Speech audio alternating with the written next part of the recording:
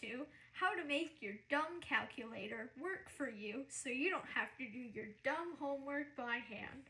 Turn the calculator on first if that wasn't obvious. Since this video is about scientific notation, we'll first start with converting numbers in standard form to scientific notation.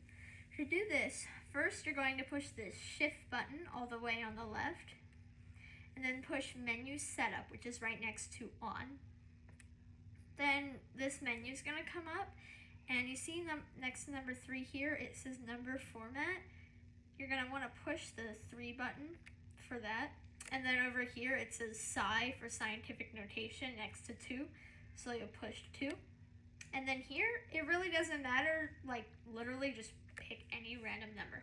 And now if we type in, this big giant number here, and then we push equals, it will convert it to scientific notation. This also works if you have a really small number, so I can push 0.000 blah blah blah equals, and now it's also in scientific notation. The number's negative because it's small. For our next trick, we are going to make the calculator convert this scientific notation number back to standard form. We're going to go shift, menu setup, back to number format, and then this time we're going to hit number 3 for normal, and then you can either pick 1 or 2, it really doesn't matter, and then push equals, and ta-da, you have your really tiny number. Now, writing numbers in scientific notation with this calculator is actually quite easy. I'm going to hit AC to clear the screen.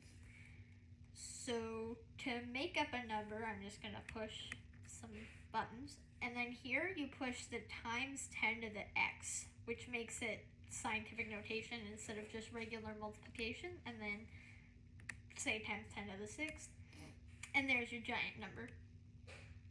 Now that you know how to do that, you can do stuff like addition. So 8 times 10 to the 6 plus 3 times 10 to the negative 4. That is my random problem. And ta-da, there is your number. Did I mess that up? No, I didn't. You can also multiply, divide, do whatever you need. This calculator, from my experience, you'll always get the right answer if you type it in right, but if you make a little mistake or mess up parentheses or anything like that, then of course your whole answer is going to be wrong.